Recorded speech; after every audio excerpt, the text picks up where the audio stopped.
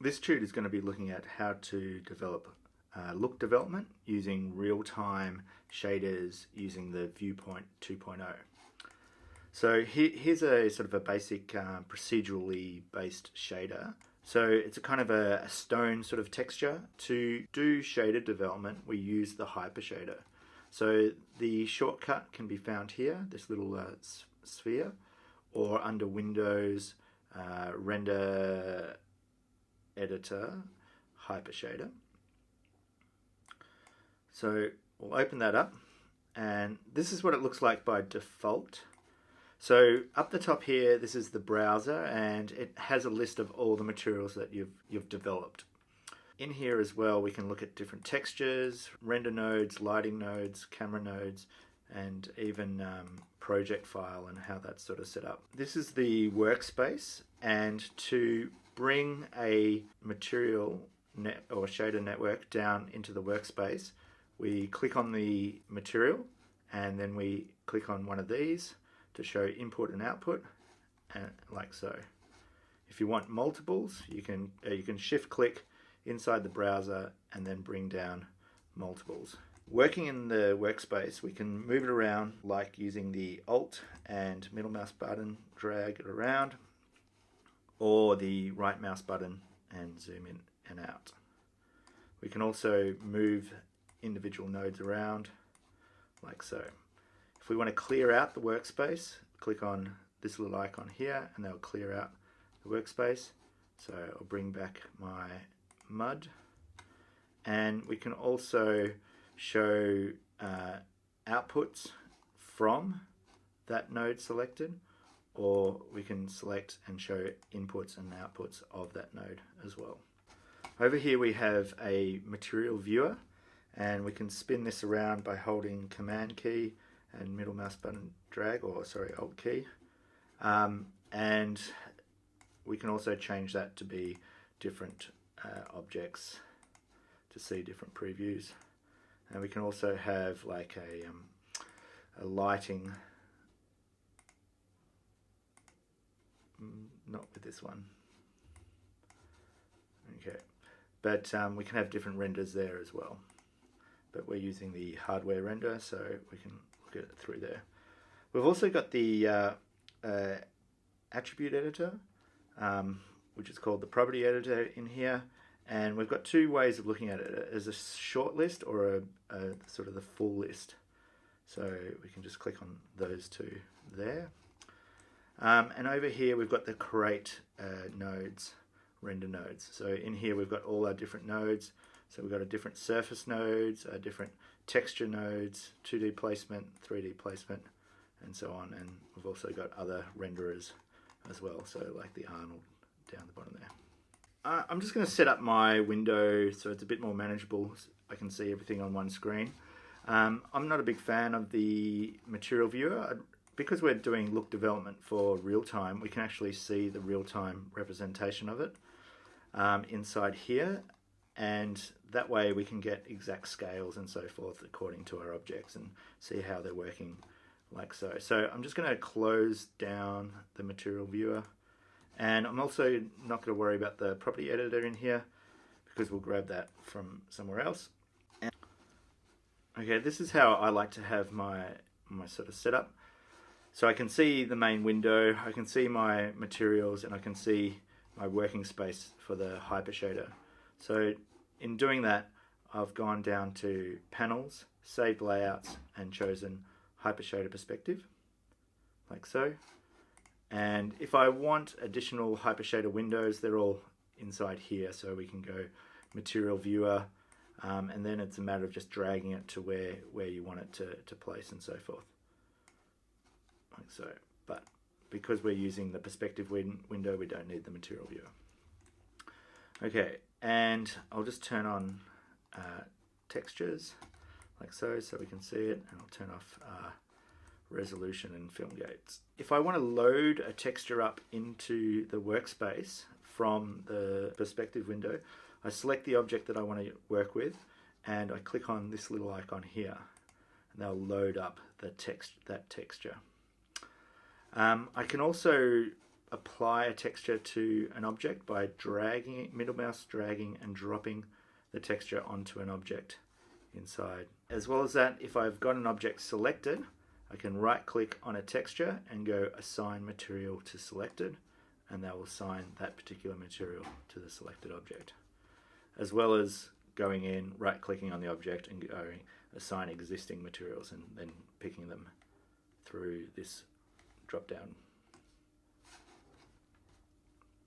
This is the texture that we're going to be working on. Basically how it's sort of set up is under color we've got this sort of marble procedural texture, and inside of that we've got two very similar tones like so. We've also got a bump map which gives us indentations, and that is using a noise like so, and we've also got a fractal for the very important specular color, which breaks up the specular highlights and so of our object. So let's have a look at how we go about creating a shader network, and we're going to do that by starting a new one, and we'll go in and say new material, and this will bring up that create render node that we saw before. And so inside here we'll go to surfaces. We're going to use a blend because we want reflectivity or specular. So the blend gets created, I'll rename it straight away, and I'll isolate it in the working space by selecting the material and coming down and clicking on inputs and outputs of that material. You'll notice that it looks quite flat, but there is specular highlights, these bright lights or reflections of the lights of our scene. So the first thing we're going to work with is specular, and if you do it in this order it's a lot easier and it's a lot more evident on what's affecting what. So we start with specular, and what we want to do is affect the specular color. So we'll go down to the specular color and we'll create a render node by clicking on the little checker point there. In this we've got a choice of 3D placement textures or 3D placement textures or 2D placement. If your UVs aren't super great, then 3D placement texture is the way to go. Let's try that, and we're going to use the Brownian. Okay, what you should see is the highlights are now being broken up by the Brownian, and if we adjust what that looks like, we can see how that's moving around. Now if you want to see exactly what the material looks like, what we can do is isolate this material in our viewpoint. To do that we press on this S, and then we can see exactly what the material looks like, and you can go in and change the type of material that it is, like so. And then when we're happy with the sort of the image, we can turn on it back to there, and there we can see the breakup of that specular highlights, which is really nice there. So it makes it look like it's got this micro detail. Okay, now we're going to do the bump map. So to do that we go into bump mapping and we'll click on the node next to that, and this time we're going to use the simplex noise. So the simplex noise is quite good because it's got a variation of different noises that we can use. So we can use fractal, cellular, or rigid, but we're going to use the fractal noise, and what we want to do is just create a little bit more detail inside the edges like so, and yeah, we might even just play with the scale a little bit, make that a bit smaller like so. We could increase the scale over that threshold, so something a bit like that should look good. And we'll go back and see how that's looking. Okay, so that's kind of the look I'm going for. However, if we go into the bump map, we can affect the size of that bump through bump depth. So at the moment, 1's not looking very good, but if I put it down to 0.1 or 0.1, then we're starting to get the sort of look that I'm going for. But I want these bits to be indented. I'll go negative, or the other way around, I should say.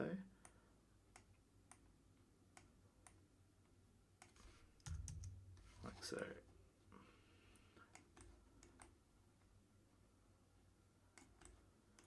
And I'm going to make them a little bit bigger.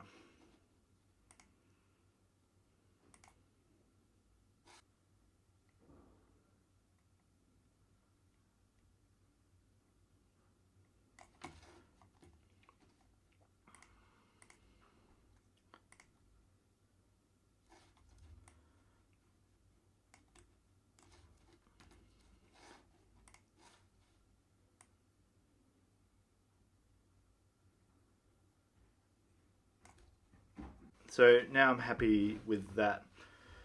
So this time I'm going to create the color. So another way of bringing in the nodes is actually through the create window. So I'll just place this back where it usually sits, like so. The way we can bring in these nodes is, so I'll go into 3D texture for this, and I'm going to use the marble. So to do that, click on the marble and it'll bring up the marble into your workspace. And let me just zoom in here so we can sort of see what's going on. And then if I want to connect the marble up, I can connect the output color of the marble into the color by clicking and dragging that sphere, the little round thing, and a little cable comes across, and then we can connect it together. If we want to break that connection, I can just select that connection and delete it. Another way to connect these two together is to middle mouse drag the node and then drop it in onto the value up the top here, like so. So I'll just go back so we can see what's going on. So here's my marble, and so this is another procedural texture, and in here we can go in and change some of these variables. So I'm going to use like a brown, a light brown and a dark brown, so something like that, and also in the red the same sort of thing but a just slightly different tone, like so. Now you can see the vine width is quite low, so I'm going to just bring that up, and also, you know, change the contrast a little bit, play around with some of the other settings. And you can sort of see it's like a noise pattern around that. You can even like change how noisy or unnoisy it is, like so. And we could even make it straight, but which we won't. And just changing the color gain overall of the image. And so there we have it. Here's our stone texture, stone shader, and the process and how the workflow in the order that you do it is quite important. So working with the specular color first, then the bump, and then the color is a really good way to get your results happening quickly and fast. If you want to bring in different shaders, then you can go into here and go File, Import. You can also select your shader by going Export Shader Network, and that will export it out. And so I'll just show you. So basically, it's just save it as an ASCII file, and you can sort of save it wherever you want. You can also clean up your network by coming up to here and going delete unused nodes, and that will get rid of anything that's not being used. And finally the last thing is duplicating a shader network. So let me just clear out this area here. So if you want to try some different things, so I'll select a shader network and come up to here and go duplicate. So you can either duplicate the material itself or duplicate the whole network. So we'll go shader network, and they'll duplicate that same material. So it's called blend 1 now instead of just blend 2. And so that allows you quickly to come in here and make some alterations. So you get a variety of materials really quickly.